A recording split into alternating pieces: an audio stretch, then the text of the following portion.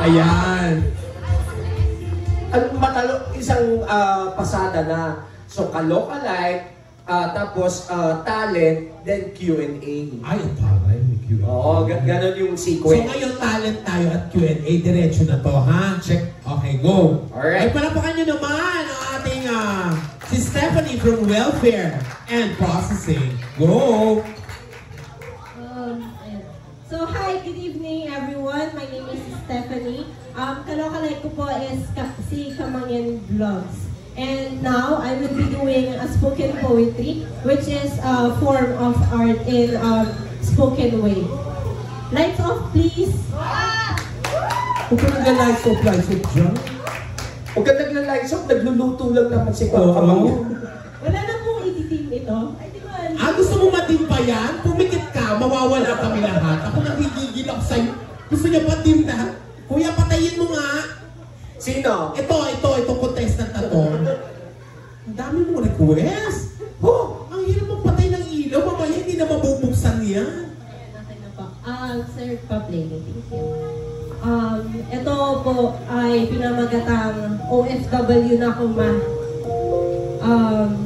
Lumipas ang 5 taon, 6 na taon, eksakto. Hindi ko inisip na makikita ko yung pa ako napalayo sa bansang kung saan ako isinilang. Nagulat na lang ako isang araw na nasa ibang bayan na pala ako. Akala ko dati pag OFW ka, mayaman ka, marami kang pera. Kasi nakikita mo naman na lagi silang nagpapadala ng balikbayan box. May chocolates, may sapatos, may bags at may damit. Pero sa kabilang ibayo, dahil ako na ngayon, yung nasa posisyon ng mga OFW, nakita ko yung sarili ko kung gaano kahirap sa kabilang bahagi ng mundo.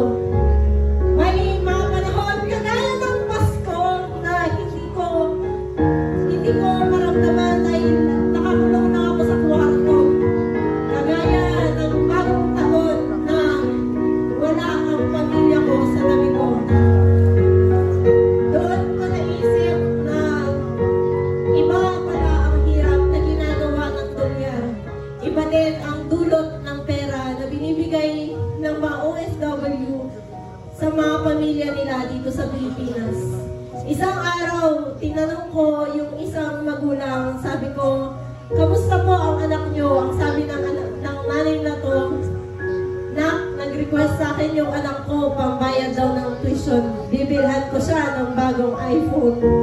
Sabi ko, ang swerte naman ng mga batang ito, sa taon na 22, nasaan ako? Nandito ako sa ibang bayan, pero yung batang yun, na ibibigay lahat ng magulang. Kaya, sabi ko sa sarili ko, hindi ko ipagdadamot sa sarili ko kung ano man ang mga bagay na dapat ay para sa akin at kaya kong paghirapan.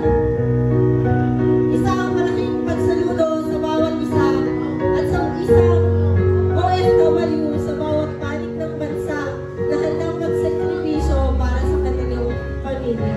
Yun lang po. Salamat. Thank you very much. Maraming salamat. Ang ganda ng spoken poetry. Miss Kamangyan, uy, natouch ako sa ano ha? Totoo, yung spoken poetry mo. Pwede na pong buksan, paumanin Pero parang buhay ng OFW, no? Pero ramdam ko may hugot ka doon, why? Oo, is your mom and dad are OFW? I'm an OFW po. I Before. just came back last year. Don't English Sorry po. Oh, sorry. No. Charot lang. Thank you very much. Question. Q&A. Q&A. Yung sa kanina Q&A.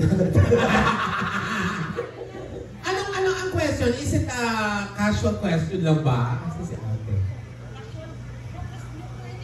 Oh, we have question talaga na questionnaire. Meron?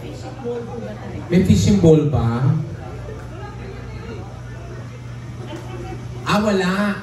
Wala, okay. O yun lang, casual question lang kami nila magtatanong sa inyo, no? Yun, inanong pala. Ilang years ka nag-OFW? 2 years po, I stayed with mga madre.